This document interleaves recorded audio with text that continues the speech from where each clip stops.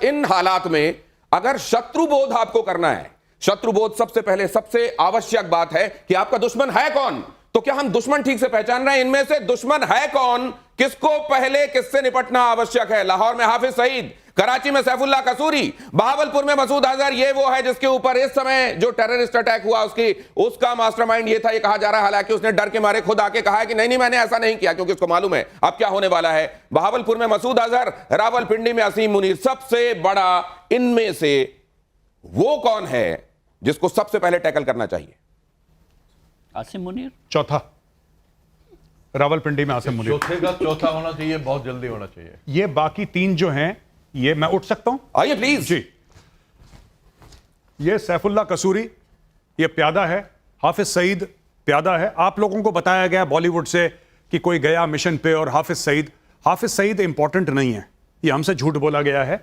बहावलपुर में मौलाना मसूद अजहर, ये सारे के सारे फारिग लोग हैं। तो सर ये अगर इंपॉर्टेंट नहीं थे तो भारत की जेलों से इनको छुड़ाने के लिए कंधार जैसी चीजें क्यों कर दी गई सर? कंधार जैसी चीजें इसलिए कर दी गई क्योंकि जब उन्होंने प्लेन हाईजैक करा IC-814, आपके इतने जब लोग ले गए वो लोग, तो आपकी मजबूरी थी अपने लोगों की जान बचाना। तो मतलब अगर ये इंपॉर्टेंट नहीं थे तो यहां पे जेलों में रहने देते। आसिम मुनीर को आप सबसे ज्यादा इंपॉर्टेंट क्यों कह रहे हैं, इनको प्यादा क्यों कह रहे हैं, मैं ये जानना चाह रहा हूं। Asim Munir is the head of the snake. अब इस चर्चा को जरा खोलता हूं, यह भी जानता हूं कि वो कौन से लोग हैं जो कह रहे हैं कि यहां हिंदू हिंदू इतना किया जा रहा है कि उसकी वजह से ये असल में मुसलमान को तकलीफ हुई है, वो दबा हुआ और कमजोर महसूस कर रहा है, इसलिए उसने ऐसा कर दिया। ये कैसे बेशर्म लोग हैं जिनको ये भी नहीं पता कि अगर उनके मान लीजिए दिल में ये बात उमड़ घुमड़ रही है, बाहर आने को बेचैन भी है, तो क्या ये वक्त है इस तरह की उल्टियां करने का? इसके साथ इस चर्चा को खोलता हूं। विवेक श्रीवास्तव, सबसे पहले आपका कमेंट। सबसे पहले तो आपने इसमें लिखा कि हिंदू मारे गए हैं, मेरे ख्याल से भारतीय मारे गए हैं लिखना चाहिए था आपको। वो नाम पूछकर गोली मारे और आप कहें कि भारतीय मारे गए। इसलिए क्योंकि जिसने मारा, आप उसकी मंशा के हिसाब से एक्ट कर रहे हैं। जिसने मारा वो चाहता है कि इस देश के अंदर हिंदू मुसलमान लड़े। तो जो मुर्शिदाबाद में जो पहचान के स्याही छिड़क के घर जला रहे हैं, उनकी मंशा क्या है? देखिए, आप दोनों चीजों को कंफ्यूज कर, आप कंफ्यूज हैं विवेक श्रीवास्तव, मुझको कोई कंफ्यूजन नहीं। आपका अगर आपकी ये मंशा कहना है कि सारे मुसलमान इस मुल्क के पाकिस्तान से आइडेंटिफाई करते हैं और इस देश के हिंदुओं के कट्टरपंथी इस्लामिक जिहादिस्ट, कट्टरपंथी इस्लामिक जिहादिस्ट, आप इसको एक्सट्रीम पे क्यों ले जाते हैं? अपनी बात पूरा कर लेने दीजिए। आने दीजिए अमित जी, इनको 1 मिनट दिया है। देखिए, बड़ी सीधी सी बात है। अगर आप ये कहना चाहते हैं कि इस देश का मुसलमान चाहे बंगाल में हो या कश्मीर में या यूपी या बिहार में, आप सुनिए, हाँ या ना में जवाब दीजिए पहले। मतलब ये नहीं है जिसने मारा वो मुसलमान। नहीं, 1 सेकंड सर, ये आप इनको समझाएंगे, इनको समझाइएगा जाके। मैं आपको एड्रेस दूंगा, इनको समझाइएगा सर। प्ले कीजिए इसको, इनको समझाइएगा जाके जो आप ये बात कह रहे हैं। ये प्ले कीजिए। नहीं, 1 सेकंड रुकिए, ये प्ले कीजिए इसको। उसने गोली साइड में रख के उससे पूछा हिंदू है कि मुसलमान? मुसलमान है तो पहले कलमा पढ़ के दिखा। जैसे हमें पता ही नहीं, हम पीछे पलट के देखे हो क्या रहा है, हम उसकी तरफ स्माइल करके पूछे भैया क्या हुआ? यार हिंदू है मुसलमान? मैंने कहा हिंदू, मार दिया। पहली गन उसी पे चलाई, उसके बाद 70 लोगों को मार दिया। क्यों मार दिया? रखिए, अब इस चेहरे को फ्रीज करके यहां पे रखिए, इनके सामने रखिए, इनको जाके समझाएंगे आप। जी। इनको जाके एड्रेस दूं, आप जाएंगे इनको घर में समझाएंगे ये बात जो आप कह रहे हैं। नहीं, अब आप जो है रेटरिक मत करिए। Don't do रेटरिक्स on a serious issue. Don't do rhetoric. ये रेटरिक हो रहा है क्या?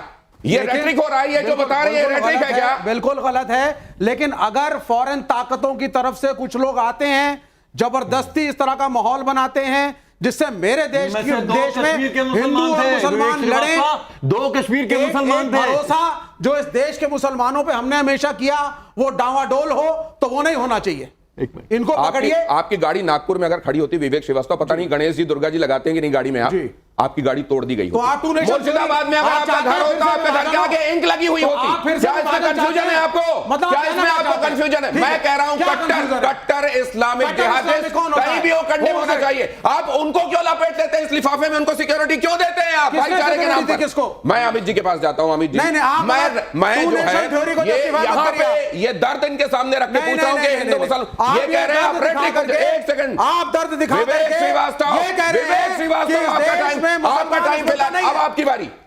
1998 वंधामा, 24 हिंदुओं को घर से निकाला गया, उनका धर्म पूछा गया, गोली मार दी गई। 2001 छत्ती सिंहपुरा 36 सिखों को निकाला गया, उनको गोली मार दी गई। 2003 नाडीमर्ग 24 हिंदुओं को निकाला गया, उनको धर्म पूछकर गोली मार दी गई। 2 दिन पहले पहलगाम हिंदुओं को आइडेंटिफाई करके गोली मार दी गई, सारे के सारे लश्कर तैयबा के। ये जो विवेक जी है ना, जब हमास ने अटैक किया और इजराइल ने रिटेलिएट किया तो ये खड़े हो गए थे जंतर मंतर में पूरे हिंदुस्तान में प्रोटेस्ट करने के लिए। एक सेकंड सर, अमित सर, उन आतंकवादियों को नाम एक बात ये जो विवेक जी ने कहा कि उनका मंसूबा ये था कि वो आए धर्म पूछकर गोली मारें, संदेश ये दें कि हिंदू मुस्लिम के बीच में डिवाइड होना चाहिए, दे आर नॉट वन। और इसको वो लोग जो इसको आगे इस पर बात कर रहे हैं वो असल में उनके प्रोपेगेंडा को आगे बढ़ा रहे हैं। इनका कहना ये है, इस पर आपका जवाब चाहिए। नहीं, हम एक मिनट, क्या जिसने मारा वो मुसलमान था या नहीं था? पूरी दुनिया जो में 1998 एक मिनट जिसने 1998 में मारा वो मुसलमान था कि नहीं था? जिसने कश्मीर में चिल्लाया हमें कश्मीर चाहिए हिंदू औरतों के साथ, हिंदू मर्दों के बिना, वो मुसलमान था कि नहीं था? जिसने कहा यहां क्या चलेगा निजाम मुस्तफा, वो मुसलमान था कि नहीं था? तो मुझे इसका जवाब दे दीजिए। अगर ये जवाब मुसलमान नहीं है तो फिर क्या है? और मैं दूसरी एक और बात समझना चाहता हूं कि एक क्रिकेट मैच पर हिंदुस्तान के कई इलाकों में जब पाकिस्तान जिंदाबाद के नारे लगते हुए हम सुनते हैं, जब इतना हीनियस अटैक हुआ है, कहां आपने पाकिस्तान मुर्दाबाद के नारे सुने हैं उन्हीं लोगों की तरफ से? यह भी मैं जानना चाहता हूं। ललित सर, आता हूं, वापस आता हूं। ललित सर, बताना चाहूंगा एक आतंकवादी और जहादी आतंकवादी में फर्क क्या है। नक्सल हमारा आतंकवादी है, वो इसलिए नस्लवादी बन गया क्योंकि वहां पे शोषण हुआ था। वहां पे बाहर शहर के लोग आए, ठेकेदार आ गए, उन्होंने उनका शोषण किया, राजनीतिकों ने उनका शोषण किया। उसका बदला लेने के लिए सर मैं आपके बीच में नहीं बोला, एक मिनट जो उनका सर ठीक करने के लिए उन्होंने रेबेलियन किया। एक मिनट, हमने ये नहीं कहा कि सर आपने जो डिमार्केशन किया है, विवेक श्रीवास्तव ये कह रहे हैं कि आप टेररिज्म में डिमार्केशन कैसे कर सकते हैं? Terrorism at the end of the day is terrorism। Pahalgam के मुसलमान नागरिकों ने सड़क पे उतर करके कैंडल, आपने बात कह दी, उनको जवाब देने दीजिए। ललित जी, इसके बाद मुकेश जी आपके पास। मैं सब बोल रहे थे मुझे प्लीज। जहादी जो आतंकवादी है वो मरता है और मारता है। किस लिए मारता है?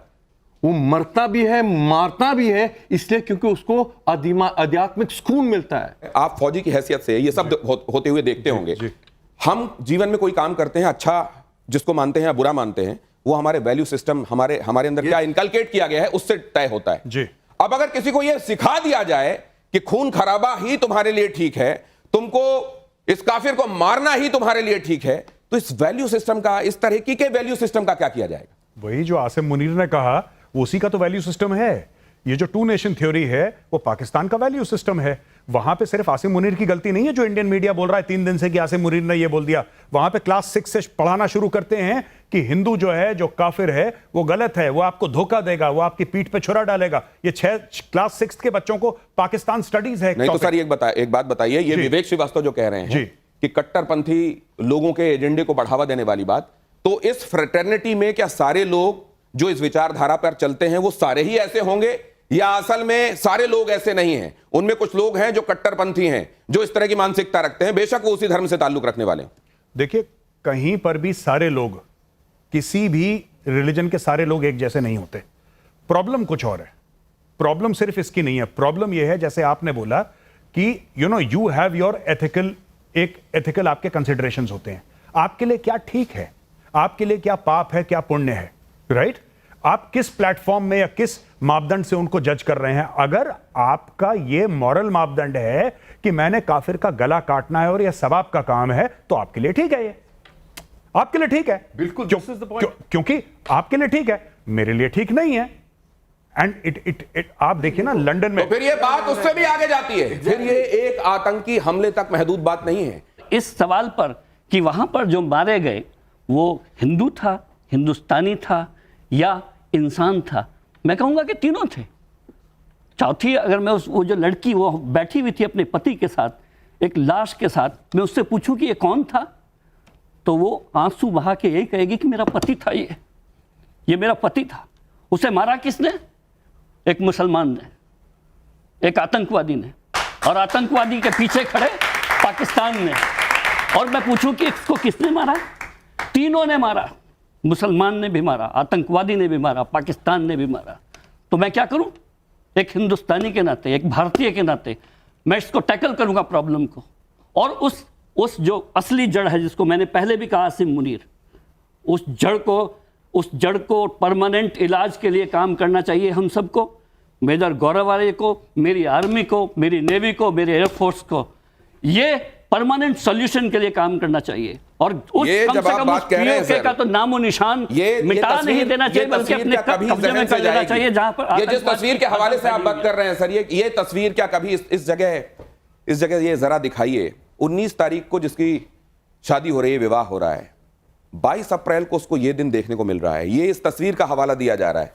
और ये मेजर साहब आप जरा आइए, एक फौजी जब वहां तैनात होता है जी, और उसको अपने आसपास ये घटता हुआ दिखाई देता है जी, जबकि इंडियन आर्मी वहां गई, हालात इस तरह के बना दिए गए वहां की, अगर कैमोफ्लेज में जाकर आर्मी का आदमी भी खड़ा हुआ है तो लोग सहम रहे थे, डर रहे थे।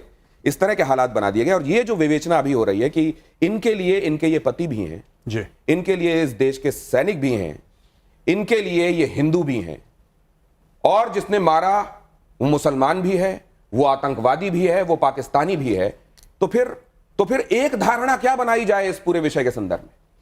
और ये तस्वीर क्या इस देश के जहन से कभी फेड हो पाएगी? मैं जर्नलिस्ट हूं, जैसा ये कह रहे थे कि आपको तटस्थ रहना चाहिए, लेकिन मैं 2 दिनों से ठीक से सोया नहीं हूं सर। ये कभी फेड हो पाएगा? देखिए, अनफॉर्चुनेटली ये फेड हो जाएगा। 26/11 फेड हो गया ना, 1993 के बॉम्ब ब्लास्ट फेड हो गए, अक्षरधाम फेड हो गया, पार्लियामेंट फेड हो गया, ये भी फेड हो जाएगा। ये एक सोसाइटल प्रॉब्लम है हमारे यहां पे। हम लोगों को गुस्सा नहीं आता। यहां पे 90% लोगों का खून ठंडा है। आज की तारीख में भी मेजर हाँ He differs. आप कहिएगा अपनी बात सर, वो कह रहे हैं, मैं इसे हाँ बताता रखता हूं, आप बोलिएगा आप अपनी बात पूरी कीजिए। हम बहुत जल्दी भूल जाते हैं, हमारी मेमोरी बहुत कमजोर है और हमारा खून ठंडा है जी। दूसरी चीज, ये जो आप देख रहे हैं कि एक इंसान को मार दिया, ठीक है, you have killed a human being. थोड़ा और आगे आ जाइए। भारत जो है 1.4 बिलियन 140 करोड़ लोग यहां पे रहते हैं, राइट? हम लोग पता नहीं क्या सोच रहे हैं। क्या अभी मैं जाता हूं टेलीविजन स्टूडियोज या मैं कहीं जाता हूं, मैं किसी से बात करता हूं, लोग पता है क्या बोल रहे हैं? आप तो ऐसे बोल रहे हैं, आवेश में आकर बोल रहे हैं, क्या इसके क्या रिपरकशंस होंगे? नहीं, फिर पाकिस्तान भी रिटेलिएट करेगा। तो अभी तो हमने कोई लड़ाई नहीं करी, उसने 27 दे किल्ड 27 और दोनों न्यूक्लियर स्टेट है, ये बात भी कही जाती। सर कोई नहीं है, झूठ बोलते हैं सबके सब, इनको खुद नहीं पता न्यूक्लियर स्टेट है। तो 1999 में पाकिस्तान ने कारगिल पे हमला करा, 98 में न्यूक्लियर टेस्ट दोनों देशों ने कर दिए थे, they were de facto nuclear states. Bharat nuclear state है, भारत के पास न्यूक्लियर वेपन्स है, क्या इसने पाकिस्तान को रोका? और क्या पाकिस्तान ये करते हुए जो पीछे ये यहां इन तस्वीरों में दिखाई दे रहा है, क्या वो इस बात को कंसीडर करता है कि हमारे पास न्यूक्लियर वेपन? सर कुछ नहीं, आप अंदर जाइए पीओके के अंदर, उनके 100 200 300 लोग। मैं आज एक बात कहना चाहता हूं आपकी शो में, मेरे पास ज्यादा पैसे नहीं है, पर मेरी पूरी जिंदगी की कमाई, I am 52 years of age, मेरी पूरी जिंदगी की कमाई 1 करोड़ रुपए की है। आज मैं आपकी शो से ऐलान करता हूं कि जो आसिम मुनीर का सर काट के लाएगा, मैं उसको 1 करोड़ रुपए दूंगा। आप भी पैसा डालिए। आसिम मुनीर सबसे बड़ा विलेन, इसको बाकी सब के सब प्यादे। और ये आपके सामने एक सवाल, आतंक परस्त पाकिस्तान की नस वंस एंड फॉर ऑल वाला इलाज अगर करना है तो नस, जिसको जुगुलर वेन वो कहते हैं, वो तो बता दिया उन्होंने, कश्मीर को कहते हैं। यहां क्या है सर, एक गोली एक आतंकी, एक गोली एक पाकिस्तानी सैनिक? सर एक गोली एक पाकिस्तानी सैनिक भी नहीं। मैं आपको बताता हूं, जो प्रॉब्लम आपकी रावलपिंडी की है, आप उसको श्रीनगर में सॉल्व कर रहे हैं, और 35 साल से वही प्रॉब्लम आप कश्मीर में सॉल्व कर रहे हैं। प्रॉब्लम कहीं, देखिए 2 लेवल पे प्रॉब्लम है। एक जो पाकिस्तानी फौज और आईएसआई करवा रही है, दूसरा इंडिया के अंदर 5th कॉलम। मैं एक बात मैंने बहुत पहले बोली थी, आज मैं दोबारा रिपीट करता हूं, भारत का इतिहास है कि किले के दरवाजे अंदर से खुलते हैं। आप एक बात ध्यान रखिएगा। आपको क्या लगता है ये जो अटैक हो गया बिना लोकल सपोर्ट के हो गया? Is it possible? देखिए, आप अगर यहां से बंबई जाते हैं, आप एयरपोर्ट से बाहर निकलते हैं, आपको टैक्सी चाहिए, आपको होटल चाहिए, आप खरीदारी करने जाएंगे, आप बंबई नहीं जा सकते बिना लोकल सपोर्ट के। आपको लगता है कश्मीर में वो लोग 15 दिन रहे, उन्होंने पूरी रेकी करी? भी बोल लीजिए, इंटेलिजेंस एजेंसीज का कोई रोल नहीं है ऐसे फेलियर। मैं आपको बताता हूं, 2 चीजें। 1.5 घंटे तक आपने तस्वीरें दिखाई, तो मतलब क्या? एक मिनट, आपने तस्वीरें दिखाई। आप एक सवाल कर रहे हैं, उसका जवाब देंगे? इंटेल के संदर्भ में आपका क्या कहना है? बात पूरी करके आपका जवाब देंगे प्लीज। आपका सवाल समझ गया। सवाल की बात नहीं है, यहाँ पे लोगों को इमोशनल करने की बात है। आतंकवादियों को दे दूं पर आप नहीं होते ना इमोशनल ये देख के, आप नहीं होते ना विवेक, आप नहीं होते, आप एक बार टेस्ट कराइएगा आप इंसान या रोबोट हैं क्या है? मैं आप एक सेकंड, आपको इसको देख के दर्द नहीं होता? आपने पूछा इंटेलिजेंस को लेके आपका क्या कहना है, सवाल का जवाब। एक मिनट, आप क्यों नहीं भड़काते लोगों को? आप क्यों नहीं भड़काते लोगों को? करते ना, आप क्यों नहीं भड़काते लोगों को? मेरी सरकार है, आप भड़काइए, आप भड़काइए, कभी तो इनका खून खोलेगा। 1.5 घंटे तक वो पड़ा, कभी तो इनका खून खोलेगा। 1.5 घंटे तक उस आदमी की जान बच सकती थी। यहाँ तस्वीर दिखा रहे हो, एक मिनट, मैं आपको बताता हूँ, मैं आपको बताता हूँ, एक मिनट, मैं आपको बताता हूँ। देखिए सुनिए, घंटे में आने का मतलब विवेक सुनिए, एक मिनट, विवेक मैं आपको एक बात बताता हूं, आपको नहीं पता टेरेन के बारे में तो जान लीजिए, मैं आपको बता देता हूं इसका logical explanation. So then why are you sending? सुनिए वो क्या कह रहे हैं, बीच में मत टोकिए, आप अपनी बात फिर करिएगा। एक मिनट विवेक, एक सेकंड शांत रहिए। मैं आपको बताता हूं हुआ क्या, और मैं आपको प्रैक्टिकल चीजें बताता हूं। बात यह है कि मीडिया में यह डिस्कशन चल रहा है पिछले 2-3 दिन से, जब से यह हुआ है, ये अफसोसनाक टेररिस्ट अटैक। सब लोग कह रहे हैं वहां पे फौज नहीं थी, वहां पे फौज नहीं थी, क्यों नहीं थी? कोई लोग कह रहा है 1,80,000 सिपाही कम, आपने सुना होगा 1,80,000। मैं आपको बताता हूं इशू क्या था। कोविड के समय 2.5 साल तक भर्ती बंद थी फौज में। जो रिटायर हो गए वो बाहर जाते रहे, जाहिर सी बात है जो रिटायर होगा बाहर जाएगा, अंदर आने के लिए कोई नहीं था। Over a period of time 60,000 का अगर आप एक फिगर लेते हैं एनुअलाइज्ड रिटायरमेंट का, 6 2 12, 6 3 18, 1,80,000 बंदे फौज में नहीं थे। अब क्या हुआ? रहे थे वहां पे टूरिस्ट को हम लोग। एक मिनट सर, एक मिनट, सर एक मिनट सुनिए, यार एक मिनट, घंटे तक रोटी रही, एक सिक्योरिटी पर्सनल नहीं पहुंचा, विवेक सुनिए, ये सरकार को बचा रहे हैं।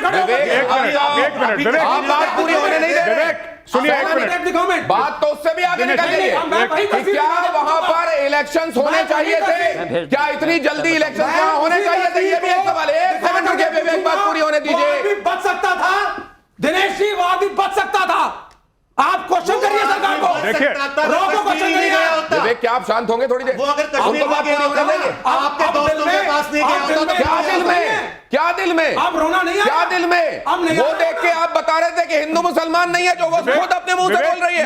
आपकी गलती है। अरे एक विवेक, सेकंड मैं एक रुकिए, बात बताऊं, I am very sorry to say, आपकी नॉलेज बहुत कम है स्ट्रेटेजिक मामलों में। मैं बहुत अच्छा है सर, कॉमन सेंस छोड़ दीजिए, एक मिनट, आपकी नॉलेज बहुत कम है आपकी। एक मिनट, ये जो आप बात करते हैं ना कि raw looks after foreign intelligence, ठीक है, पहली चीज। तो ये क्या, एक मिनट, ये लोकल इंटेलिजेंस ने नहीं, एक मिनट, ये देखिए, आपको मैं वही कहता हूं ना, पाकिस्तानी ने कराया सर एक मिनट, अगर आपको नहीं पता है आप पूछिए मुझसे गौरव कैसे हुआ, आप बता दीजिए। मैं बताता हूं, इंटेलिजेंस इनपुट कौन सी एजेंसी ने देनी थी, मैं आपको बताता कौन फेल हुआ, हूं, सुनिए, उस एजेंसी का नाम बताइए हमें आज। एक मिनट, देखिए ऐसा है कि करीब 750 किलोमीटर की लाइन ऑफ कंट्रोल है, और लाइन ऑफ कंट्रोल जो है वो ज्यादातर आपकी जम्मू में है, कश्मीर में कम है। इनफैक्ट जो पाकिस्तान ऑक्यूपाइड कश्मीर जिसको हम कहते हैं, वो actually Pakistan occupied Jammu and Kashmir है, क्योंकि उसमें ज्यादा जम्मू है। अब मैं आपको बताता हूं, उसमें जम्मू ही है ज्यादातर। अब इसमें इशू ये होता है कि अगर आप चाहें तो यहां पे आप एक्सप्लेन भी कर सकते हैं, आप जो बता रहे हैं सर। हाँ, देखिए आप ये कहते हैं ना एलओसी, आपने बोला ये एलओसी है, आप लोग सब देख रहे हैं इधर एलओसी, इधर क्लोजिंग कीजिए पेज, और इतनी जगह पे जहां वो समझा रहे हैं इस जगह पर क्लोज कीजिए। हाँ। ये आपने एलओसी देख लिया, ये पाकिस्तान के कब्जे का कश्मीर है, ये भारत इस साइड, ये एलएसी है, ठीक है। एलएसी आपका शुरू होता है लद्दाख से, ये बैकग्राउंड है, ये पहाड़ आप देख रहे हैं ऊपर, ये लाल वाला जो एरिया है ये विवेक जी के आकाओं ने कब्जा कर रखा है। अच्छा, ये जो चीज है, ये पूरा का पूरा, ये आप देख रहे हैं, ये पहाड़ हैं, ठीक है। लोग कह रहे हैं कि वो सरहद पार कैसे आए, यहां पे आप 5 लाख और फौज डाल लो, नहीं रोक पाएगी। माउंटेन्स ईट मैन, ये हमें बेसिक सिखाया जाता है जब हम सेकंड लेफ्टिनेंट होते हैं। माउंटेन्स ईट मैन, आप डालते रहो, आप 1 लाख, 2 लाख, 3 लाख, 4 लाख, 5 लाख, 1 लाख तो इसके पीछे छुप जाएंगे, आपको पता नहीं लगेगा। ऐसी ऐसी जगह है लाइन ऑफ कंट्रोल पे कि आपको विश्वास नहीं होगा कि ये ऐसी जगह, यहां पे पैर रखने की जगह नहीं है। कैसे? मैं आपको छोटा सा एग्जांपल देता हूं। इंटरनेशनल बॉर्डर राजस्थान, कोई पहाड़ नहीं है, प्लेन है। मैं जैसलमेर गया, यह खबर मिली कि वहां से स्मगलर आए हैं। मैंने बीएसएफ के ऑफिसर से पूछा, जो उनका सीनियर ऑफिसर था, कमांडेंट था। मैंने बोला साहब कैसे आ गए बंदे, यहां पे तो पूरी बीएसएफ है। उन्होंने गाड़ी में बैठाया, मुझे ले गए। सैंड ड्यून्स होते हैं, रेत के पहाड़, ये पूरा फेंस है, इलेक्ट्रिकल फेंस है पूरा। कोई आएगा बिजली से झटका लगेगा, मर जाएगा। मैंने बोला फेंस लगा हुआ है, कह रहे मेजर साहब मेरे साथ आओ। अपनी गाड़ी में पर्सनली बैठा के ले गए। रातों रात सैंड ड्यून शिफ्ट हुई, वो सैंड ड्यून ने पाथ बना दिया, नीचे दब गया पूरा फेंस, लोग पैदल चल के आ गए भारत के अंदर। अब बताओ क्या करना है? आप नहीं कर सकते, आप टेरेन से नहीं लड़ सकते। अमेरिकन आर्मी नहीं लड़ सकती, इंडियन आर्मी नहीं लड़ सकती, Chinese army, you can not fight against terrain. तो ये हमारे एडवांटेज हो नहीं सकता। यही तो हमारी सुरक्षा भी है एक तरीके से सर, हमारा शील्ड भी है ये शील्ड है, लेकिन ये शील्ड इंडिविजुअल्स के लिए नहीं है, ये शील्ड फौज के लिए है। जब आप बोलें कि साहब पूरी की पूरी बटालियन जा रही है या गाड़ियां जा रही हैं, तब आप कह सकते हैं कि नहीं, इन पहाड़ों पर गाड़ियां नहीं जा सकती, इंसान को पैदल जाना है। 4 लोग आते हैं, छुप छुपा के चुपचाप से बैठे हैं, जहां मौका लगा। इन्फिल्ट्रेशन कैसे होता है? वेस्ट बंगाल में पूरा का पूरा तो वहां पे बीएसएफ है, बीच में रिवराइन एरियाज हैं, वहां पे फेंस लग ही नहीं सकता। आप ट्यूब बांधो, खट से आओ अंदर, यू कांट स्टॉप इट यार, आप नहीं कर सकते, आप नहीं कर सकते। It is impossible, 100% is impossible, कोई नहीं कर सकता। अमेरिका का बजट $800 अरब है, हो गया 9/11। अब बताओ, $800 अरब का बजट है। तो ये सब जो चीजें हैं ना, या तो आप चाइनीज स्टाइल मामला करो, या तो आप चाइना बन जाओ। वो एक मॉडल है शिंगजियांग का, कि पूरा का पूरा मामला उड़ा दिया आपने। जो चाइना करता है विगर्स के साथ, या तो, और वो भारत में हो नहीं सकता, ना वो होना चाहिए, ना वो होना चाहिए, वो बात गलत है।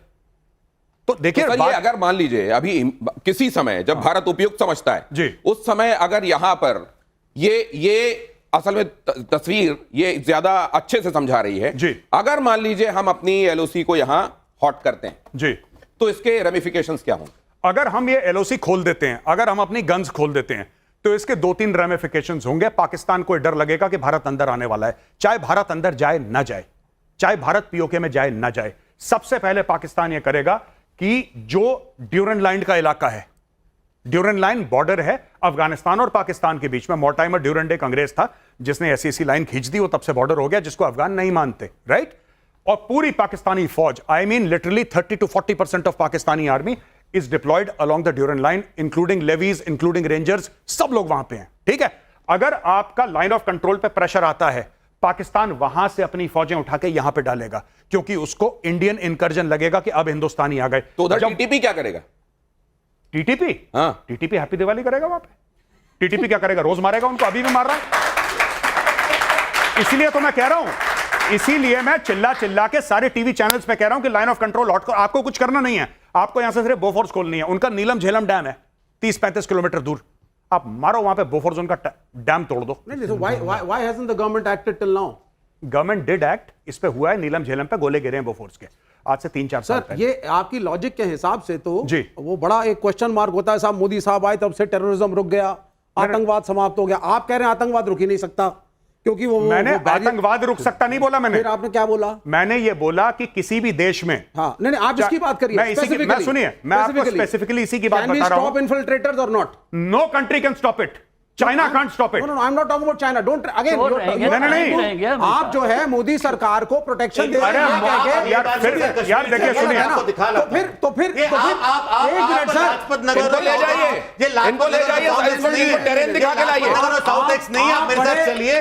सर सुनिए, अमेरिका ने अपने यहाँ आने वाले घुसपैठिए रोक लिए। आप सुनिए, अमेरिका ने रोक लिए क्या? वो लोग एक मिनट, अमेरिका ने रोक लिए नहीं, ये वो लोग हैं जो रोबोट हैं, ये वो लोग हैं जो रोबोट हैं। एक मिनट,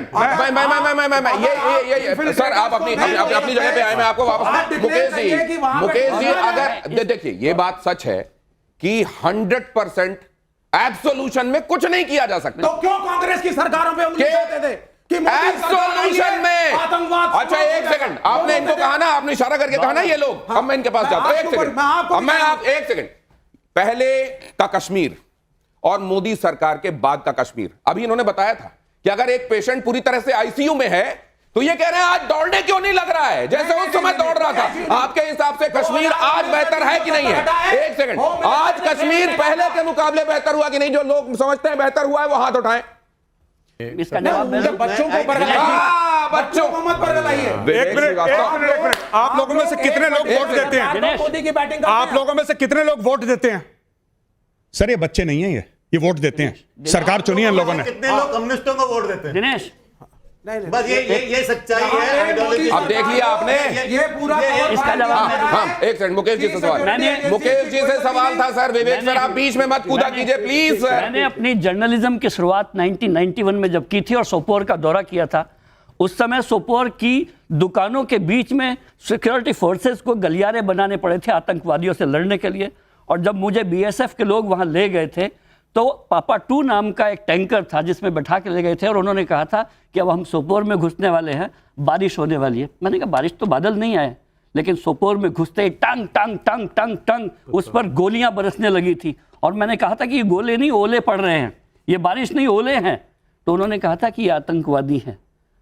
उस 91 के कश्मीर के बाद अगर मैं 25 का कश्मीर देखूं जिसमें आज आतंकवादी हमला होता है तो पूरे जम्मू कश्मीर के लोग प्रोटेस्ट कर रहे हैं, तो ये कितना बड़ा परिवर्तन है। ऐसा नहीं है कि सिर्फ कश्मीर में ही हमला होता है, मुंबई में जहां पर कोई भी नहीं था, धर्म पूछ के नाम, ये मुंबई में अटैक होता है तो धर्म नहीं पूछते, कश्मीर में धर्म मुंबई में पूछते हैं। सीधे कसाब आता है। ये जस्टिफाई करना बंद वो करिए, गोलियां चलाता है, अपोलोजेटिक बनना बंद है ना? करिए। कश्मीर में ही धर्म पूछकर गोली मारते, बॉम्बे में धर्म पूछ के गोली नहीं मारते। मैं एक मिनट आप की बात को एक मिनट सुन लीजिए। देखिए ये जैसे हमने बात करी कि कश्मीर में धर्म पूछकर गोली मारी गई तो उन्होंने कहा इसको हिंदू मुस्लिम बना दिया आपने, बिल्कुल ठीक है। हमने ये नहीं कहा कि सारे मुसलमान आतंकवादी हैं, हमने सिर्फ ये कहा जो आतंकवादी है वो मुसलमान, जो मुसलमान इस देश के खिलाफ, सुन लीजिए, ठीक है, जो मुसलमान इस देश के खिलाफ बंदूक उठाएगा वो मारा सभी जाएगा। वही बात कह रहे हैं। क्या उनको भी प्रोटेक्ट करना चाहिए आपके हिसाब से? उनके लिए भी दलीलें आ जाना चाहिए। एक मिनट, नहीं, आप अभी कांग्रेस की बात कर रहे थे। रॉबर्ट वाड्रा ने जो कहा है आपके मुताबिक सही कहा है? नहीं, रॉबर्ट वाड्रा ने जो कहा है वो अलग संदर्भ में कहा है। आप पहले मेरी बात अरे संदर्भ सुन लीजिए, संदर्भ सुनाइए इनको, कॉन्टेक्स्ट भी सुनाइए, संदर्भ सुनाइए जरा। रॉबर्ट वाड्रा ने जो कहा है वो चलाइए। In our country, we see that this government will try and show that, talk about Hindutva, and, the minorities feel uncomfortable. And if you dissect this terrorist act that took place, if they're looking at people's identity, why are they looking at people's identity? Looking at identities and then killing somebody, that's a message. Also sending a message to the Prime Minister of our country. Why? Because Muslims are feeling weakened. The minorities are feeling weakened. गौरव, आपने जब ये सुना या अभी सुना, जी, क्या है आपके जहन में? ज्यादा दिमाग है नहीं इस आदमी के पास। मुझे बुरा नहीं लगा क्योंकि कोई ऐसी बात करना, ये इनसे पूछिए आपने कितने मुसलमानों को मार दिया साहब कि आपको घर से निकाल दिया कश्मीर में? ये तो मोदी जी 94, देखिए सुनिए, 2014 को आए Modi ji. Important topic issue किया है। हाँ। ये जो बार बार बताया जा रहा है, ये जो विवेक जी भी कह रहे थे, पूरे टेलीविजन के ऊपर बुद्धि जी आके बताते हैं कि ये साजिश थी हिंदुस्तान के अंदर हिंदू और मुसलमानों के बीच में झगड़ा करने। मुझे बताइए, कश्मीरी हिंदू का नरसंहार हुआ 35 साल पहले, रेप, मर्डर और मास मर्डर। अब अडल्ट से आपको बताना चाहता हूं, एक कश्मीरी मां बेटी दोनों का बलात्कार किया गया, उनको वजाना में गोली मार दी गई। आपने कभी ऐसा अत्याचार आईएसआईएस ने भी किया, तो क्या उसकी प्रतिक्रिया हिंदुस्तान में कहीं हुई? क्या आपने कहीं सुना कि किसी भी हिंदुस्तान के किसी भी कोने में किसी भी मुसलमान के ऊपर उंगली उठाई गई क्योंकि कश्मीर के मुसलमानों ने कश्मीरी हिंदू का नरसंहार किया? क्या किसी पंडित ने हथियार उठाए हो? क्या कश्मीरी पंडित ने किसी ने हथियार उठाया? लेकिन हाँ, ये आपको जरूर बताना चाहता स्टूडेंट्स हैं कि हम कश्मीरी पंडित 35 साल से हमने जवानी दी, अपनी जिंदगी दी, और कश्मीर अभी भी अगर आपके पास है सिर्फ हम लोगों की वजह से, क्योंकि सक्सेसिव गवर्नमेंट्स ने कश्मीर को राइट ऑफ कर दिया था। वो किसी भी सूरत में उन पाकिस्तानियों के सामने सजदा करने के लिए तैयार थे, कंप्रोमाइज करने के लिए तैयार थे। यहां तक कि मनमोहन सिंह का कहते हैं कि उन्होंने नोबेल प्राइज लेने के लिए अपना भाषण भी तैयार करके रखा होता। और मैं बार बार पूछ चुका हूं, वो कंप्रोमाइज अगर होता, भगवान न करे, वो नेहरू जी के हिमालयन ब्लंडर से और भी ज्यादा होता जो मनमोहन सिंह जनरल मुशर्रफ के साथ लिखने वाले थे। पहलगाम हमले का असली बदला क्या होगा सर? आपके हिसाब से असली बदला क्या होगा? क्या आतंकियों का सफाया होगा? क्या पाकिस्तान सेना पर कमर तोड़ हमला फुल फ्लेजेड वॉर के तौर पर होना चाहिए? क्या पीओके पर कब्जा किया जाए, जिसको लेकर यह कहा गया कि हमारा है और हम इसके लिए जान भी दे सकते हैं? पाक सेना पर कमर तोड़ हमला यह है। आतंकियों का सफाया आप नहीं कर सकते। आतंकियों का सफाया अमेरिका नहीं कर सकता, चाइना नहीं कर सकता, कोई नहीं कर सकता। क्यों? क्योंकि यह कोई मैगजीन नहीं है हार्ड कॉपी जिसको आपने फाड़ दिया। यह कोई चीज नहीं है, यह एक आइडियोलॉजी है, और जब तक यह आइडियोलॉजी चलेगी ये आतंकी चलेंगे। आप इनका सफाया नहीं कर सकते।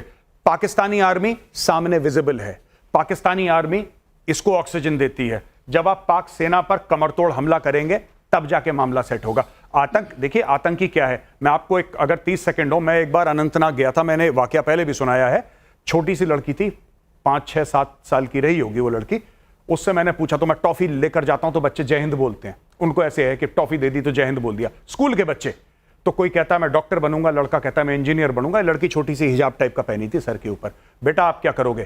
कहती है मैं बड़ी होंगी तो मेरे बेटे होंगे और मैं उनको जिहाद का मतलब सिखाऊंगी। उस बच्चे को खुद नहीं पता वो क्या बोल रही है, मासूम बच्चा है, उसको क्या पता। लेकिन इस प्रकार का जहर डाल रखा है जमात इस्लामी ने वहां। हमारा यह भी एक रिक्वेस्ट है कि इसको हमारे देश के मुसलमानों को पाकिस्तानी मुसलमानों से कंफ्यूज ना करें। यहाँ कुरान को, इस्लाम को कटघरे में खड़ा ना करें। जिहाद कह करके इस देश के मुसलमानों को कटघरे में ना खड़ा करें। वो मेरे देश का मुसलमान है, वो मेरा नागरिक है, एक वादा करिए, एक वादा करिए विवेक जी, एक वादा करिए विवेक जी, एक वादा करिए विवेक जी, एक वादा करिए विवेक जी, बहुत अच्छा काम है विवेक जी, एक वादा करिए विवेक जी, एक वादा करिए। जब पाकिस्तान पे हमला होगा आप अमन की आशा का बोर्ड लेकर जंतर मंतर पे नहीं खड़े होंगे। नहीं, हम जो डिप्लोमेटिक वादा है ये, ऐसा देखिए, वादा है ये। सुनिए, सरकार क्यों हिचकिचा रहे हैं वादा करने में? सरकार कॉन्फिडेंस चाइना कहेगा नहीं प्रोटेस्ट नहीं होता। नहीं आप चाइना प्रोटेस्ट क्या इस बात में ये जो विवेक, लेकर आप खड़े नहीं देखिए ये जो विवेक हम ठोककर बार बार कह रहे हैं, या किसी देशवासी को ये कंफ्यूजन है कि जो इस देश का नेक शहरी है, जो इस देश का नेक आदमी है, वो हिंदू हो या मुसलमान हो, जो इस देश के संविधान में, यहाँ के कानून में भरोसा रखता है, एक दूसरे के लिए सौहार्द और प्यार रखता है, क्या उससे किसी को ऐतराज है? उसका नाम अब्दुल हो या अमित, किसी को ऐतराज है क्या?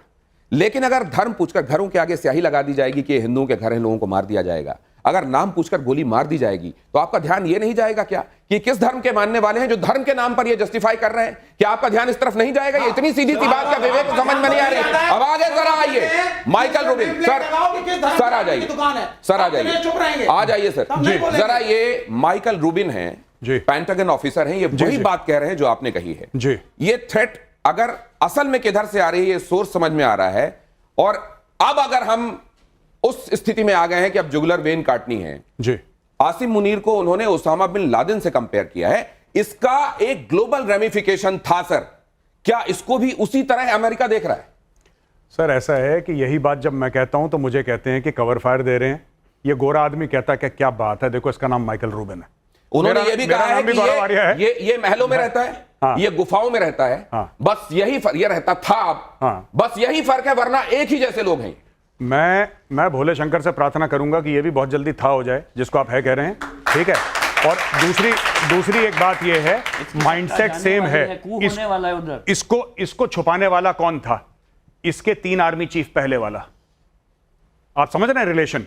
नहीं, तो आप ये कहना चाह रहे हैं कि इसकी जगह इसकी गद्दी में इसके पहले वाले या उसके पहले वाले जो रहे हों, असल में सबको इसी चेहरे के तौर पर देखे जाना चाहिए, या ये चेहरा है आसिम मुनीर जिसको इतना दुर्दांत माना जाना चाहिए? नहीं, मेरा यह कहने का मतलब है कि जो आर्मी चीफ था इनके पहले, कोई भी आर्मी चीफ जो पाकिस्तान में होगा वो उतना ही डेंजरस होगा पूरी दुनिया के लिए, आप ये कह रहे हैं? यस, 100%। यही तो आर्मी छुपा के रखी थी ओसामा बिन लादेन को एबटाबाद में। आईएसआई ने तो छुपा के रखा था उसको 6 साल। अमेरिका से पैसे ले रहे थे, अमेरिका अरबों डॉलर दे रहा था कि तुम ओसामा को ढूंढो, ये अपने छुपा के ढूंढ रहे हैं। और हमारे एक और आर्मी वेटरन क्या कह रहे हैं, जरा वो भी सुन लीजिए। इससे पहले मैं आपको ये बता दूं, इस पाकिस्तान के बारे में ऐसे ही नहीं कहा जाता कि बाकी देशों की सेनाएं होती हैं, यहां सेना का एक देश है। अब जरा ये देख लीजिए, हर साल 60,000 लड़के हमारे रिटायर हो, 60 दिया 1,80,000 फौज आप काट चुके हैं। बहुत पैसा लग रहा है, बाकी जगह इनको पैसा नहीं लगता। मुझे बहुत दुख होता है। पहाड़ों की लड़ाई में आपको मैन पावर, आपकी लड़ाई सारी पहाड़ों, चीन के साथ हाई एल्टीट्यूड की लड़ाई है, जम्मू कश्मीर पूरा हिल्स और जंगल है, वहां बहुत मैन पावर की जरूरत होती है। आप अपना जीडीपी का 1.5-1.6% आप लगा रहे हो, बाकी देश जो है 2% के ऊपर वो लगा रहे हैं, 3% के ऊपर। रशिया तो 8% अपना जीडीपी का लगा रहा है, क्योंकि वो लड़ाई के अंदर है। अग्निवीर की भर्ती कितनी हो रही है? 43,000। आप लगातार कम करे जा रहे हैं। और कौन नहीं जानता कि हम 2 फ्रंट वॉर, ये चैलेंज है हमारे लिए। पाकिस्तान भी है, उधर चाइना भी है। जीडी बख्शी इस समय जो कह रहे हैं, क्या वो रियलिटी है, वो आईना दिखा रहे हैं, या असल में एक गुस्सा है इस समय जो कई बार इस तरीके से निकलता है? मेजर साहब, factually correct general GD Bakshi बोल रहे हैं, गलत नहीं बोल रहे। इशू ये है कि अग्निवीर पॉलिसी को थोड़ा सा हमें मॉडिफाई करना पड़ेगा। करेक्ट स्टांस में, करेक्ट पोजीशन में it is not very effective.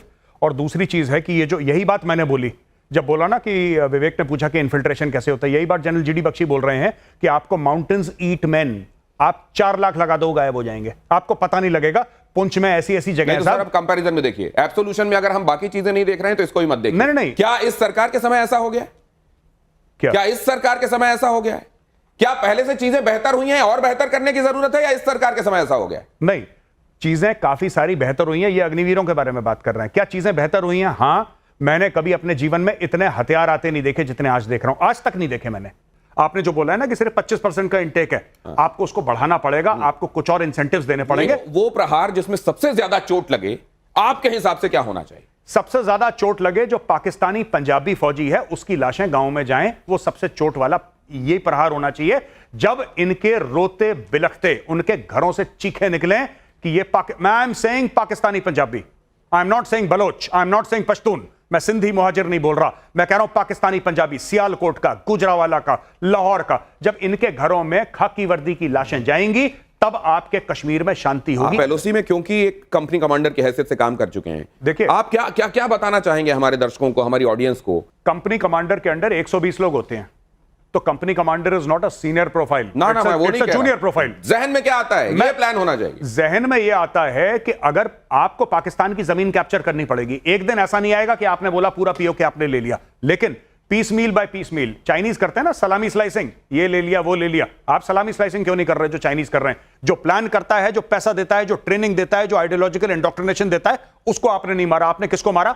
आतंकवादी। तो सर ये ना ये नॉन स्टेट एक्टर्स वाली जो थ्योरी चली आ रही है बहुत दिनों से, उस पर आपका क्या कहना है? सर ये चूरन है, कोई नॉन स्टेट नहीं है। नॉन स्टेट यानी कि मेरी कोई जिम्मेदारी नहीं है, कोई चला गया होगा। मेरे तो अभी भी कहा जा रहा है हम भी नहीं थे। हाँ, बात यह है कि नॉन स्टेट और स्टेट की बात नहीं है। जो आया क्या वो पाकिस्तानी शहरी है? अगर है तो Pakistan is responsible, end of story. और यहां पर जरा मैं ये भी समझना चाहता हूं, ये समझा गया कि आर्मी को मौका मिल चुका है, ये भी समझा गया कि एयरफोर्स ने भी स्ट्राइक कर ली एक बार, नेवी का ऑफिसर भी मारा गया है, और स्ट्रैटेजिकली भी एक बार हम देख चुके हैं कि कराची जलता रहा था बहुत दिनों तक जब नेवी की आंखें, उनकी भ्रुकुटियां टेढ़ी हुई थी। क्या इस बार भी सर ये भी आपको स्कीम ऑफ थिंग्स में दिखाई देता है इंपॉर्टेंट? मुझे पता नहीं, लेकिन मजा आ जाएगा अगर एक आध पाकिस्तान का शिप आप डुबा देंगे ना। तो मैं ये नहीं कह रहा कि नेवी ऐसा करेगी, ऐसा प्लान है, बिकॉज प्लान हम में से किसी को नहीं पता, लेकिन मैं बहुत खुश हो जाऊंगा अगर ये कराची जला देंगे या फिर ये कुछ पाकिस्तान के 2-3 जहाज डुबा देंगे। लेकिन जब आप ये कह रहे हैं सर, कि जब आप ये कह रहे हैं कि चोट, सर खुद ये युद्ध का न्योता खुद पाकिस्तान ने दिया, उसका पूरा फायदा उठाना चाहिए। और ये मौका है कि हम इस मौके को, क्योंकि खुद आसिम मुनीर ने अपनी कुर्सी बचाने के लिए जो बहुत जल्दी जाने वाली थी, ये हमला कराया ताकि भारत हमला करे और लोग उसको सपोर्ट में आ जाएं। अगर भारत हमला ना करे तो ताकतवर बन के दिखाए कि हमने हमला किया और भारत कुछ नहीं कर पाया। तो इस न्योते का फायदा हमको उठाना चाहिए और इसको ऑल आउट वॉर में चेंज कर देना चाहिए। हमने सर्जिकल स्ट्राइक करी जी, सबने उसकी कहा भाई बहुत अच्छा किया, भारत ने कदम उठाया, रिटेलिएट किया, दिखाई अपनी ताकत जी, और लेकिन उसके बाद फिर से ये एक इंसिडेंट हो गया। मैं वही कह रहा हूं। तो आप ये कब तक आप बिल्कुल ठीक कह रहे हैं, आई एग्री विथ यू। देखिए सुनिए, बिल्कुल पाकिस्तान ये पंजाबी जवानों की लाशें उनके गांव तक हिंदुस्तानियों ने पहुंचाई जी, 71 में हो चुका है जी, देश तक को तोड़ दिया जी, फिर भी ये चीजें कंटिन्यूड है। उसका कारण है, बोल सकता हूं सर, तो उसका ये कारण है कि हम लोग वेट करते हैं पाकिस्तान कुछ करे तब हम बालाकोट करें। अगर आप पहले बालाकोट कर देते तो पुलवामा नहीं होता। तो आपको वर्ल्ड फ्रेटर्निटी को भी ध्यान में नहीं रखना, आपको अपना कंडक्ट भी ध्यान नहीं रखना सर? कुछ नहीं, ये सब झूठी बातें, मक्कारी है ये। कम्युनिटी, वर्ल्ड कम्युनिटी, कौन पूछ रहा है किसको? आप एक बार कदम तो उठाइए। लेकिन जब ये बात की जाती है, म्यूचुअली अश्योर्ड डिस्ट्रक्शन की बात की जाती है, हाँ, मैं ये तस्वीर देख लीजिए सर, हाँ, ये तस्वीर भी देखिए, इसमें दर्द भी देखिए जी, ये जरा क्लोज इन कीजिए यहां जरा, ये भावुक करने वाली तस्वीर इसलिए है क्योंकि जब से प्रधानमंत्री को आपने देखा वो अपने दौरे के बाद, दौरे को बीच में छोड़कर यहां लौटे हैं, जो दर्द समझते हैं, जिन्होंने परिवार जिया है, जिनको पता है कटने पर खून निकलता है तो कैसा लगता है, अपना कोई जाए तो कैसा लगता है, उसको धर्म पूछकर मारा जाए तो कैसा लगता है, कलमा पढ़ने के लिए कहा जाए, ना पढ़ पाए कोई तो उसको गोली मार दी जाए, तो ये सुनकर देखकर कैसा लगता है, और वो समझेंगे कि देश का मुखिया जो होगा उसको उस समय क्या तकलीफ होगी। ये यहां इस चेहरे पर नुमायां हो रहा है। आप एक आर्मी ऑफिसर की तरह बोल रहे हैं, एक मिनट, नहीं, बच्चे बैठे हैं सर, मैं आपको फैक्ट बताता हूं। आर्मी ऑफिसर है, हाँ, ब्रेव आर्मी ऑफिसर, देश के लिए सर्विस दी, लेकिन he thinks like an army man. ये एक फौजी की तरह सोचते हैं, लेकिन मुल्क हम फौजी की तरह नहीं सोच सकते सर। सोचना पड़ेगा अगर आपको एक जिंदा रहना है। वो नहीं है, अगर आपको देश के लिए छोटा मोटा हिंदुस्तान है, अगर आपको बच के रखना है ना तो आपको फौजी की तरह सोचना पड़ेगा। पॉलिटिकल, देखिए मैं आपको एक बात बताता हूं। I understood. देखिए ऐसा होता है कि जब भी सरकार को कोई फैसला लेना होता है, अभी कल मीटिंग हुई है कैबिनेट कमेटी ऑन सिक्योरिटी की, उसके पहले राजनाथ सिंह जी सारे चीफ से मिले, उनसे इनपुट लिया। हम क्या कर सकते हैं? अच्छा सर, हम ये स्ट्राइक कर सकते हैं, ऐसा कर सकते हैं, हवाई जहाज से, नेवी से, एयरफोर्स से, स्पेशल फोर्सेस, ये सारा का सारा उन्होंने सिनेरियो दिया, क्योंकि राजनाथ सिंह जी को नहीं पता, he is a political appointee, he has to depend. आप प्रोफेशनल से एडवाइस लेते हैं, फैसला पॉलिटिकल हायरार्की का होता है। एग्जैक्टली। सो ये जो बात करी air chief marshal Fali Major ने कि उस समय मैंने सरकार को एडवाइस करा था, ये जितने भी चीफ्स हैं, army, navy, air force, CDS, they are also advisors to the government because they have spent 40 years, right? Foreign policy कौन एडवाइस करता है नरेंद्र मोदी जी को? It is doctor S Jaishankar. Doctor S Jaishankar को एडवाइस कौन देगा? Foreign secretary mister Vikram Misri. अब आप बोलेंगे विक्रम मिस्री कैसे, how can he take a decision? He is not taken any decision, you can not take a decision, there is no army air force. जवाब मिल गया आपको। एक्सपर्ट्स अपनी राय देते हैं, अपनी बात कहते हैं और पॉलिटिकल डिसीजंस होते हैं। सर अब नहीं यहां पे बात में फंसने नहीं। अब जरा मैं इस पर आता हूं कि उनमें से ऐसा था सर विवेक सर, आपको एक बात बता रहा हूं ना, अरे सर क्या वॉर, आपने बड़ी शांति की वहां कबूतर उड़ाए हैं, ठीक है, अच्छी बात है। मैं दूसरी बात पूछ रहा हूं आपसे, मैं आपसे दूसरी बात ये पूछ रहा हूं कि आपने कलमा याद कर लिया है क्या? क्यों, उससे क्या हो गया? क्यों कलमा याद करें? तो एनसीईआरटी की किताबों के अंदर लाजमी किया जाएगा कि कलमा बच्चों को सिखाओ। कॉन्स्टिट्यूशन याद करने की जरूरत, एक सेकंड, इस मुल्क में कॉन्स्टिट्यूशन याद, तो वो जब पूछेगा आपसे कलमा सुनाओ तो कॉन्स्टिट्यूशन सुनाएंगे, आप कॉन्स्टिट्यूशन सुनाएंगे। आप जरा देखिए, यहाँ देखिए जरा, ये देखिए विवेक, ये देख लीजिए कॉन्स्टिट्यूशन देखिए, कॉन्स्टिट्यूशन देखिए जरा, ये अभी प्रियम्बल सुना, देखिए सुनिए। मेरे मिस्टर के पास बंदूक लगा के बोले कलमा पढ़ो। मेरे मिस्टर ने बोला मैं तो क्रिश्चियन हूँ, मैं ईसाई हूँ, मेरे को कलमा जो भी है वो नहीं पढ़ना आता। और बस इतना बोला मेरे पति ने, उनको ऐसे धक्का दिया और बंदूक मार दी बिल्कुल सीने पे। मेरे पति ने वही बोल नहीं पा रही हैं, गश आ रहे हैं, उस समय वो बता रही हैं कि क्या करने के लिए, और यहां बात नहीं रुकी थी। कईयों ने कलमा सुना दिया था, शायद उनसे पैंट उतारने के लिए कहा गया था। विवेक श्रीवास्तव कह रहे हैं कि वहां पर जब वो कहे कि कलमा सुनाओ या पैंट उतारो तो कॉन्स्टिट्यूशन दिखा देना। ये बात मेरे समझ में नहीं आई सर, लेकिन अब जरा यहां पे आपसे, और आप कह देंगे कि ये वॉर मॉन्गरिंग है। आप जरा यार, जो मैं एक बात आपसे समझना चाहता हूं, आपका इनसे नाम लेकर सवाल पूछिए, आपके दिल में क्या है? कल जब ये तस्वीरें आपने देखी थी, आप एज अ ह्यूमन बीइंग क्या महसूस कर रही थी? मेरा आपसे सीधा सवाल है विवेक जी से, आप बोलते हैं कि मुसलमान मत बोलो, नहीं, आप वेल ऑफ इग्नोरेंस में जी रहे हैं क्या? कोई आइडेंटिटी नहीं है आपके पास या कोई पहचान नहीं है? जब आप मार रहे हैं तब पहचान नहीं है, जो मर रहा है उसकी पहचान पूछ के मारेंगे आप उसको? तो अगर एक हिंदू, एक मिनट, अगर एक हिंदू अमेरिका में जाकर के वहां की डिफेंस फोर्सेस को ज्वाइन करता है तो वो क्या हुआ? अमेरिकी नागरिक हुआ या भारतीय? वो मुसलमान बेशक है, वो दूसरे देश का है, उसका मेरे देश के मुसलमानों से कोई लेना देना नहीं है। यहाँ पे देश पूछ के मुसलमान नहीं होता, मुसलमान मुसलमान होता है। उन्होंने बहुत स्पष्ट कहा, और ये शायद अमित जी की बात भी आपको समझ में नहीं आई कि हर मुसलमान के बारे में वो नहीं कह रहे हैं, लेकिन वो कह रहे हैं हर आतंकवादी मुसलमान क्यों निकलता है। अब जरा यहां पर मेरा विवेक जी से सवाल है, मैं जानना चाहता हूं सर, ये आप अपने आप से करते हैं ऐसी चीजें कि कबूतर आए, बिल्ली के सामने आंखें बंद कर ले, वो शत्रुबोध होने नहीं दे रहे आप किसी का? ये मतलब क्यों? सुनिए, जब सामने दिखाई दे रही हैं चीजें, स्पष्ट है कि पैंट भी उतारी जा रही है, आपको भी पता होगा किस लिए उतारी जा रही है, वो कलमा पढ़ाया जा रहा है, और आप बस इस पे अटकी हुई है आपकी सुई कि मुसलमान मत बोलो। अरे जब है तो है वो मुसलमान। सुन लीजिए, अब इसका उत्तर सुन लीजिए। मैं बीजेपी का घोर विरोधी हूं, लेकिन अटल बिहारी वाजपेयी जब इस मुल्क के प्रधानमंत्री थे, तीसरे मोर्चे की भी सरकारें रही हैं, शांति वार्ताएं हुई हैं, तो ऐसा नहीं कि हम ही ऐसे क्या हैं। मिला हमें? मैं वो सही या गलत अलग बात है। 70 साल में क्या मिला हमें? क्योंकि हम नहीं, अभी आप कह रहे हैं जो घिसा पिटा राग है, हम सरकार के साथ हैं, वही गए। सरकार जो कड़क एक्शन उठाएगी हम उसके साथ हैं, लेकिन इसको एक तरीके से लेबल लगा करके देश के मुसलमानों को, इस्लाम को, किसी के धर्म को गलत मत बोलो। वो फॉरेन कंट्री है, आप लगा रहे हैं, ये आप जहर उगल रहे हैं। नहीं, किसी ने नहीं लगाया। गौरव, इस पर विवेक आपकी बात पर, अमित जी विवेक एक सेकंड, कुछ कह रहे हैं गौरव, कुछ कह रहे हैं, सुनिए जरा। मुझे लगता है इससे ज्यादा नफरत कोई नहीं फैलाता। हमने ये नहीं कहा कि मुसलमान आतंकवादी, हमने कहा आतंकवादी मुसलमान है। ये जानबूझकर ट्विस्ट करते हैं कहानी को ताकि अपना नैरेटिव सेट कर सके। इसके अलावा आप खड़े होकर के कहते हैं कुरान में फलाना लिखा है, बिल्कुल लिखा है, मैं ये मतलब है काफिर को इसने मारा, इसका गला काटा गया, और दिनेश जी बैठ के आपको माला पहनाते हैं, कहता बहुत बढ़िया बोले साहब, और मैंने नहीं लिखा, मैंने नहीं लिखा, मैं ऑब्जेक्ट करूंगा। मैंने नहीं लिखा। तुम्हें कुछ नहीं, आप कहिए, ये कहो, वो आप चलिए, इसका धर्म है। कहिए, आप जिस इस्लामिक किताब- स्कॉलर को आप लाइए, कहिए, तब कुरान पे आप डिस्कशन करिए। एक बात कहिए, You जिस are not किताब authorized। आप कहिए जिस किताब में ऐसा लिखा है उसको फेंक दो। आपको कोई हक चलिए, नहीं है किसी चलिए, और कहिए, की जिस किताब जो धार्मिक मैंने- किताब अच्छा, इसमें एक चीज आप देख रहे मैंने कहा हैं, ये कि दोनों जिस तरफ से किताब जब में बातें वो लिखा है, कही जा उसको रही हैं, हाँ। आपको ये बता दूं कि विवेक श्रीवास्तव कभी कश्मीर में नहीं रहे।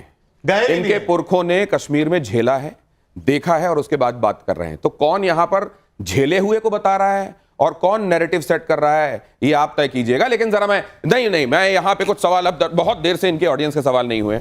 हाँ, सर देखिए, हमें सारे मुसलमानों से प्रॉब्लम नहीं है, लेकिन पुलवामा अटैक हो जाता है, ये अटैक हो जाता है, वहां पे लोकल सपोर्ट नहीं होगा तो ये अटैक्स कैसे होंगे? मेरा सवाल मेजर साहब से है। जय हिंद सर। जय हिंद, जय। सर देखिए, उनसे तो हम क्वेश्चन नहीं पूछेंगे, वो फिर से अपना कम्युनिस्ट आइडियोलॉजी लाएंगे। उनको ये नहीं पता कि रशिया में जब मस्जिदों को तोप से उड़ा दिया जाता है तब वो इस्लाम का परचम नहीं लेके आएंगे। अभी वो जिहादी के लिए स्टैंड ले रहे हैं। सर मुर्शिदाबाद में भी अभी पाकिस्तान के स्लीपर सेल्स एक्टिव हैं, जैसे कि वहाँ पे आगजनी हो रही है, और फिर कश्मीर में हो रहा है। तो सर इसके लिए हम आम नागरिकों के लिए इसका हमारा जिम्मेदारी कौन लेगा सर? हम तो इसमें पीस रहे हैं।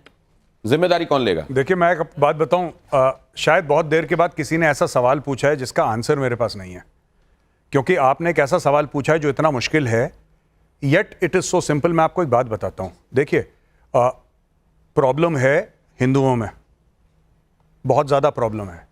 एज अ प्रैक्टिसिंग हिंदू मैं बता रहा हूं, और हम में सबसे बड़ी प्रॉब्लम यह है कि हम बटे हुए हैं बहुत ज्यादा। और जो योगी जी ने बोला था ना, बटोगे तो कटोगे, वो गलत नहीं बोला था योगी जी ने। आप कह सकते हैं कि कैसे ऐसे शब्द उत्तर प्रदेश के मुख्यमंत्री यूज कर सकते हैं, but he was absolutely correct. गलत नहीं बोल रहे थे योगी जी, सही बोल रहे थे। अब मैं आपको बताता हूं, ये जो वो बच्ची ने अभी पूछा कि कि without local help, local support कैसे, बिना लोकल सपोर्ट के आप कुछ, मैंने एग्जांपल दिया ना, आप बॉम्बे चले जाइए, आप बिना लोकल सपोर्ट के घर नहीं पहुंच सकते। टैक्सी चाहिए आपको, रेस्टोरेंट में खाना खाएंगे, शॉपिंग करने जाएंगे, वापस दिल्ली तो नहीं आएंगे ना, नोएडा तो नहीं आएंगे शॉपिंग करने के लिए, बिना लोकल सपोर्ट के हो ही नहीं सकता। इसका मतलब ये नहीं कि सारे कश्मीरी सपोर्ट करते हैं, मैं ये नहीं कह रहा। मैं ये कह रहा हूं कि हर जगह ऐसे सेल मौजूद हैं, हर जगह ऐसा लोकल ऑप्शंस मौजूद होते हैं। आप कहीं पे खाना खाते हैं, कहीं से पैसे लेते हैं, कहीं से रेडियो सेट की बैटरी लेते हैं, आपको करना पड़ेगा। सर वहाँ पर जो ये इंसिडेंट हुआ है, इसमें सर सरकार का फेलियर है या नहीं है सर? ये हम आपसे इंटेलिजेंस को लेकर बार बार बात कही जा रही है, इसका जवाब चाहिए। जी देखिए, ऐसा है कि, और ये भी समझाइए, ये इंटेलिजेंस और एक्शनेबल इंटेलिजेंस जी कैसे डिमार्केट किया जाता है? जैसे हमारे टाइम पे इंटेलिजेंस कैसा आता था कि नवंबर के महीने में ब्रिगेड सेक्टर में इन्फिल्ट्रेशन होने की संभावना है। जो इंटेलिजेंस होता है 3-4 किस्म का होता है। एक तो होता है human, that is human intelligence, जब आपके खुफिया जासूस आपको कुछ बताते हैं। दूसरा होता है सोर्स, जो सिविलियन पॉपुलेशन से आप लोग पैसा देते हैं या कुछ भी देते हैं या मोटिवेट करते हैं। तीसरी चीज होती है ईएंट, यानी कि इलेक्ट्रॉनिक इंटेलिजेंस, कि मैं आपकी ईमेल, राइट, मैं आपकी ईमेल पे ध्यान दूं, आपके फोन को हैक करके। चौथी होती है सिग्नल इंटेलिजेंस, आप फोन करेंगे तो मैं आपका फोन टैप करूंगा, इस तरीके से। तो 3-4-5 किस्म की इंटेलिजेंस होती है जिससे पता लगता है। क्या हमें पता चलना चाहिए था कि ये पहलगाम में अटैक हो रहा है? Yes, that is why the intelligence agencies are there, to find out कि अटैक हो रहा है, पहले पता लगे। How difficult it is, intelligence ऐसे ही आता है। आपको इंटेलिजेंस हर समय टूटा फूटा मिलेगा। ये इंटेलिजेंस की जो बोगी रेस करी जा रही है, ये इसलिए रेस करी जा रही है कि पाकिस्तान को एब्सॉल्व किया जाए उस क्राइम से लेकर। बिल्कुल इंटेलिजेंस फेलियर है तो नहीं, अमित जी आप असल में गलत कर रहे हैं। अमित जी आप गलत कर रहे हैं। सरकार को विवेक जी आपके मुताबिक, जी आपकी विजडम के मुताबिक, जी प्रचंड दंड देने के लिए पाकिस्तान को जी क्या किया जाना चाहिए? जो मेरा प्रधानमंत्री कहेगा वो किया जाना चाहिए। Let the government decide. यहां खड़े होकर के हम वॉर मॉन्गरिंग ना करें। लेकिन जब वो कहेंगे ना, जब वो कहेंगे, पार्टीज की मीटिंग बुलाई है, जब वो कहेंगे तो कितनी बार विवेक श्रीवास्तव ने उनके किए हुए को सब्सक्राइब किया है, ये आप सब जानते हैं। पलटेंगे तो पाकिस्तान को वंस एंड फॉर ऑल इलाज करने के लिए आपकी बात हो गई, क्या करना चाहिए? रहा है इंटेलिजेंस का फेलियर रहा है, मुखबरी नहीं हो पाई। पाकिस्तान रिस्पॉन्सिबल है या नहीं है? पाकिस्तान रिस्पॉन्सिबल है या नहीं है? पाकिस्तान तो है ही है। तो फिर लेकिन तो मतलब आप कह रहे हैं ये लेफ्ट की आइडियोलॉजी को टो करते हैं, वामपंथी विचारक हैं, वामपंथी विचारक हैं। लेकिन मैं उम्मीद करता हूं कि कुछ दिनों में चाइना जाएंगे, वामपंथी विचारक हैं, और वहां जहां मस्जिद तोड़ के टॉयलेट बना दी है जिनपिंग ने, और जहां कुरान का अपने हिसाब से तर्जुमानी करके वो दी गई है, जरा वहां भी घूम के आएंगे और समझे। आप मैं उनके पास नहीं जाऊंगा, अब आपके पास। ठीक है, भैया इंटेलिजेंस का कोई failure मैं नहीं। आपसे पूछना चाहता सब कुछ हूं। मैं आपसे मैं अमित से बात कर रहा हूं। मैं सनातनी और नास्तिक नहीं हूं। मैं, मेरा नाम अमित फेलियर नहीं हुआ, सब सही था, मैं बेवकूफ आदमी हूं, बोल दीजिए। चलिए मान लिया आपने, 26/11 ताली बजा दी जिन्होंने अपना मान लिया। 26/11